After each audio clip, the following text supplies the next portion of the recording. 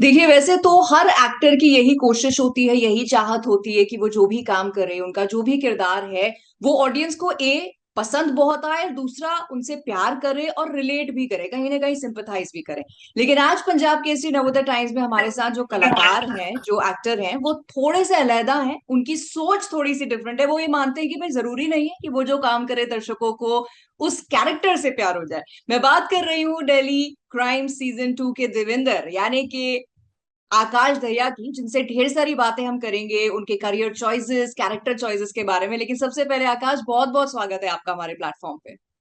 Thank you so much. और मैं तहे दिल से आपका शुक्रिया करता हूँ कि मुझे आपके इस शो में बुलाने के लिए। वैसे प्लेजर इज ऑल आज आकाश, क्योंकि पंजाब केसरी में ना हमारी कोशिश हमेशा होती है ऐसे अच्छे एक्टर्स से रूबरू होना जिनका काम लोग बहुत ज्यादा पसंद करते हैं, जो अपने काम से बहुत ज्यादा प्यार करते हैं, and you are one of those actors. Thank you so much, thank you so much. तो बहुत चलिए अच्छा सी लगता है जब बातें सुनने को मिलती है। यही सेलिब्रेशन है हम लोगों के लिए।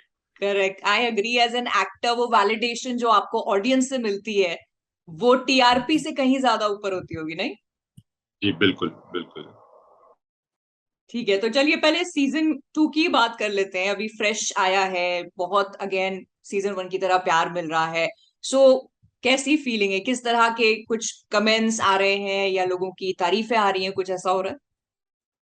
बहुत अच्छी फीलिंग है। आई मीन मुझे ऐसा लगता है निधि जी के जैसा आपने शुरू में ही कहा ना कि कई कैरेक्टर्स आपको ऐसे करने पड़ते हैं जो कि शायद ऑडियंस को पसंद ना आए हम्म। कैरेक्टर्स। हम्म। तो वो इस दिल्ली क्राइम में भी फर्स्ट टाइम आई थिंक मैं वो फील कर रहा हूँ। वो उस कैरेक्टर के लिए आई थिंक हेट, शायद मैं बोल सकता हूँ। हेट इन द सेंस कि जो मेरे ही जो चाहने वाले हैं, जो मेरे ही दोस्त हैं, हाँ। कुछ जो फीमेल फ्रेंड्स हैं, बहनें हैं, तो उन लोगों का भी मुझे याद है। मतलब जो कमेंट्स आए कि तुमने बहुत अच्छा किया, लेकिन ना इतना मतलब उसको नीति को सताया है या उसको तंग किया है। उसके लिए मतलब मेरी एक फ्रेंड है वैशाली अलावत, तो उसने तो मुझे कहा था कि मैं देख रही थी और बीच में मेरा मन किया कि मैं तेरे को फोन करके फोन पे ही थप्पड़ मारूं। तो ये वाली चीजें जब सुनने को मिलती है तो एक अच्छी फीलिंग इसलिए होती है क्योंकि आप जो करना चाहते हैं, जो एज ए कैरेक्टर आप दिखाना चाहते हैं, वो शायद ऑडियंस तक पहुंचता है। हम्म। हम्म। हम्म। तो वो सबसे बड़ा हम लोगों के लिए, एक एक्टर के लिए आई थिंक मतलब अच्छा लगता है उस चीज में। Correct, but as an hmm. Actor जब आप किसी रोल को सुनते हैं, आपका कैरेक्टर सुनते हैं, उसका शेड कैसा है वो सुनते हैं, तो ये कहीं ना कहीं रिस्क टेकिंग तो रहता होगा ना आकाश, कंसिडरिंग कि भाई अल्टीमेटली देखना तो ऑडियंस नहीं है। अब वो ऑडियंस मेरे उस कैरेक्टर को कैसे लेगी, एक्सेप्ट करेगी, तो ये चैलेंज तो रहता होगा। ये चैलेंज मेरे लिए तो पहली फिल्म से ही था, चिल्लर पार्टी से ही। क्योंकि चिल्लर पार्टी में मेरी आवाज ही जो है वो एक फीमेल वॉइस है, जो कि आदमी है लेकिन उसकी वॉइस जो है वो फीमेल है। तो वो मुझे याद है सलमान खान, क्योंकि उन्होंने वो को प्रोड्यूस भी की थी हम्म। फिल्म। तो हम लोग जो है वो जब फिल्म रिलीज हुई थी, तो उसके बाद में एक छोटी सी पार्टी थी विकास सर के यहाँ पर, तो सलमान सर मेरे को पहली बार वहां मिले थे।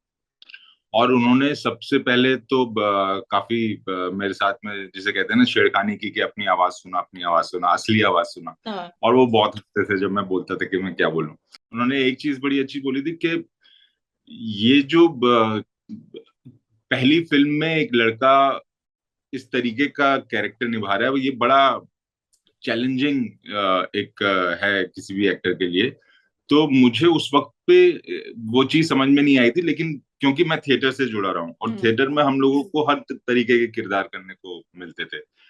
तो हमारी जो स्कूलिंग थी वो ये था कि यार किरदार होता है, हम एक कहानी बताते हैं। जैसे कि कोई भी राइटर जो है, चाहे वो कितने बड़े जो लोग उपन्यास लिखे हैं, कितने बड़े बड़े राइटर्स हैं, वो हर तरीके के कैरेक्टर्स लिखते हैं। तो हमारा काम है उन कैरेक्टर्स को निभाना। हम्म।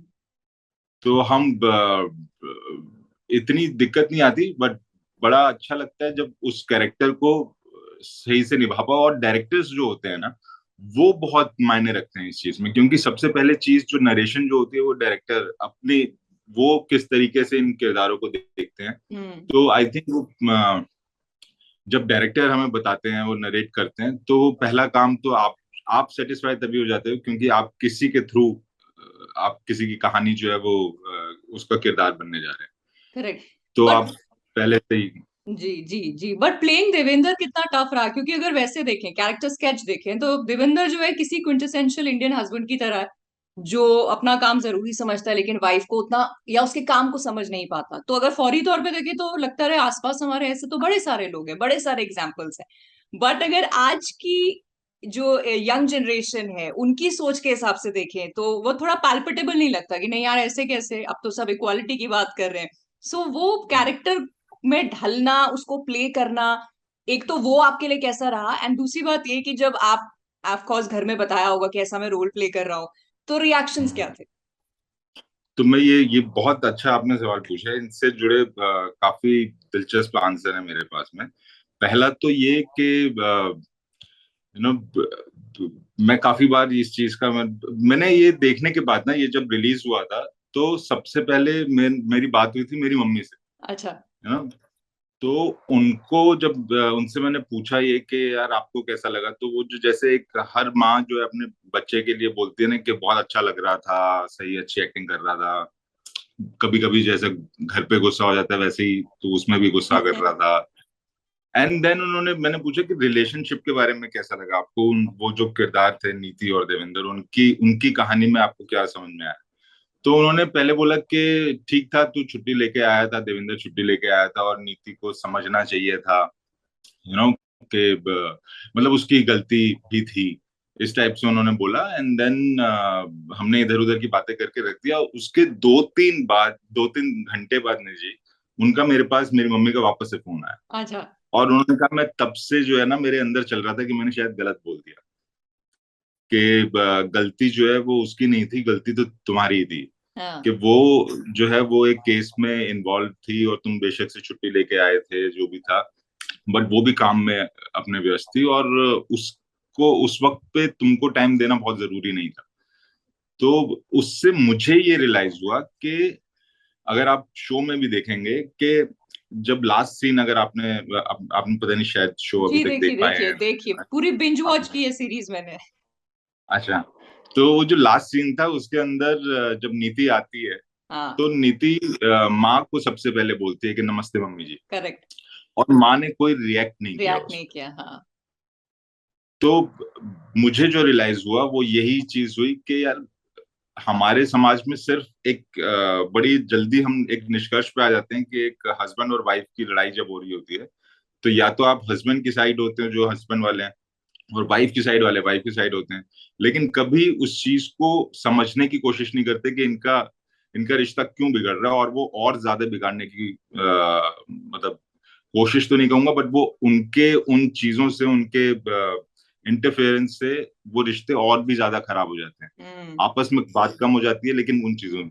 तो मुझे ऐसा लगता है कि माओ को, जैसे मैंने भी जो है जब मम्मी ने ऐसे बोला तो मुझे शुरू में तो लगा कि हाँ यार उसकी भी गलती थी, नीति की भी गलती थी, बट देन जब उन्होंने बोला कि नहीं उसकी गलती नहीं थी, तेरी गलती थी, तो मुझे ये रियलाइज हुआ कि शायद माओ को भी जो है वो अपने डॉटर इन लॉज और बहुओं के लिए वो स्टैंड लेना चाहिए, और हम्म। अपने बच्चों को, बेटों को शायद वो समझाना चाहिए कि क्या सही है और क्या गलत।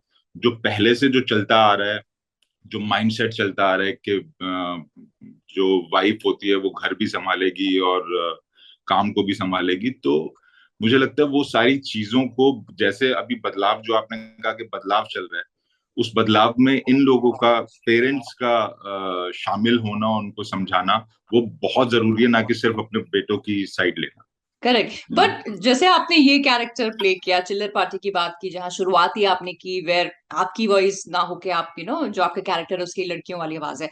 सो देवेंद्र, जब सॉरी देखिए, इतना आपने रियल प्ले किया है वो कैरेक्टर कि मैं आपको आकाश ना कह के देवेंद्र कह रही हूँ। बट जब आप कोई कैरेक्टर को हाँ कहते हैं किसी स्क्रिप्ट को सुनने के बाद कि आपको ये कैरेक्टर दिया जा रहा है, तो आप उस कैरेक्टर को जीते हैं या आप ये सोचते हैं कि ये ऑडियंस के बीच कितना फिट बैठे?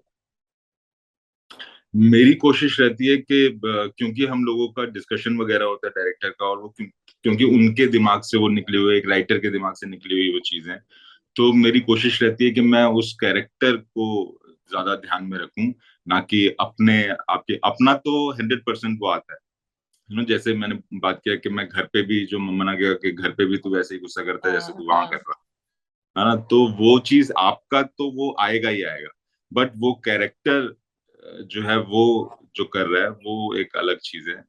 तो मेरी कोशिश रहती है कि मैं उस पे ज्यादा ध्यान दूं कि वो कैरेक्टर क्या बोलना चाहता है। और रोल्स भी मैं चाहता हूँ कि मुझे वो मिलें जो समाज में शायद कुछ कुछ बदलाव जो आजकल हर कोई चाहता है, यू नो, हम्म। जो हमारे देश में या कहीं पर भी। और ये रिलेशनशिप वाला तो आई थिंक वर्ल्ड वाइड है।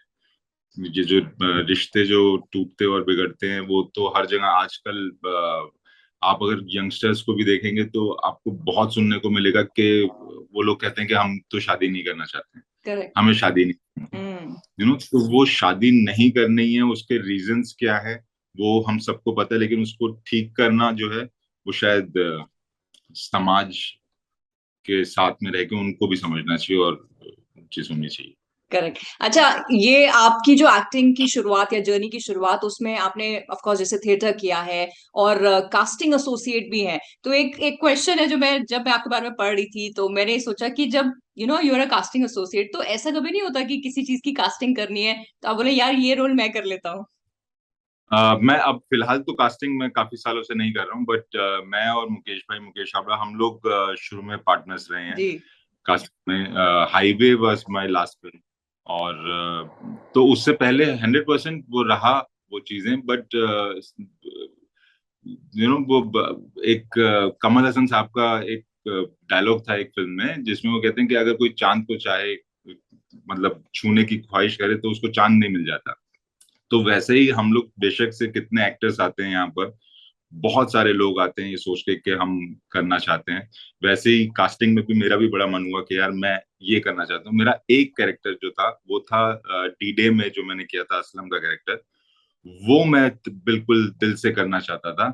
और वो पता नहीं कैसे किस्मत की बात हुई कि पहले नवाज भाई वो करने वाले थे, बट उनकी कुछ डेट्स का कुछ हुआ। एंड देन दीपक भाई, दीपक डोबराल वो करने वाले थे, देन उनकी भी डेट्स को कुछ क्लैशेस हुए। और जिस वक्त निखिल सर उनको नरेट कर रहे थे, दीपक दीपक भाई को, तो उस वक्त मेरा यही चल रहा था कि यार मैं करूं। तो फिर मैंने बाद में निखिल सर से मुकेश भाई के थ्रू पूछवाया कि यार अगर नया कोई एक्टर होगा तो क्या चलेगा। तो निखिल सर ने कहा था कोई भी चलेगा, अच्छा एक्टर होना चाहिए। हाँ। देन हमने जो है वो इधर उधर बहुत सारे ऑडिशंस किए, उनमें से एक मेरा भी ऑडिशन था। और वो किस्मत से निखिल सर को बड़ा अच्छा लगा और मैंने वो फिल्म की। बट वो बहुत कम होता है कि हम जो चाहते हैं वो मिल जाता है जी। उस चीज में, क्योंकि बहुत टैलेंट है हमारे यहाँ। करेक्ट। और हम मैं तो सिर्फ सीख रहा हूँ अभी। Correct, but I am sure जैसे आपकी जर्नी अभी चल रही है, जिस तरह के कैरेक्टर्स और रोल्स आप प्ले कर रहे हैं, ऐसा भी तो एक एज एन एक्टर आपके अंदर एक भूख होगी ना कि यार ये फलां वाला प्रोजेक्ट या इस तरह का कैरेक्टर प्ले करना है, तो किस तरह के रोल्स आप करना चाहते हैं? आजकल का एक तो सिनेमा बहुत चेंज हो रहा है, वे ऑफ एक्टिंग चेंज हो रही है। पहले जो एक बॉलीवुड बॉलीवुड टाइप का हम्म। आप देखें तो वो वैसी फिल्में बनती थी या लिखी जाती थी करेक्ट। बीच में, शायद जब हम बड़े हो रहे थे। तो हम्म। हमने उन्हीं को देखते हुए ये सोचा था कि हम भी एक्टर बनेंगे। अनिल कपूर और ये मेरे फेवरेट हीरो थे। बट देन थिएटर मैंने शुरू किया एक टाइम पे आके। और थिएटर करने के टाइम पे मुझे समझ में आया कि यार ये जो है एक्टिंग जो है वो एक अलग चीज है जो दिल पे जाके लगती है किसी के। तो जैसे इजाजत एक फिल्म अगर आपने सुनी जी होगी, जी जी। तो इजाजत नसीर साहब ने जो रोल जिस तरीके का निभाया था वैसा, या फिर भगत सिंह मैं करना चाहता, हमेशा से करना चाहता रहा था। और मैंने किया भी वो एक एक प्रोजेक्ट में और प्ले में भी किया एक। एंड देन गालिब जो है वो मैं बहुत करना चाहता हूँ। वो एक मेरा वो जिसे बोलते हैं ना कि ड्रीम रोल जो हाँ है हाँ हाँ। वो मैं करना चाहता हूँ, क्योंकि उसकी उनकी जो जर्नी है ना गालिब साहब की। गुलजार साहब ने एक एक शो बनाया था गालिब, जिनमें नसीर जी ने गालिब का कैरेक्टर प्ले किया। हम्म।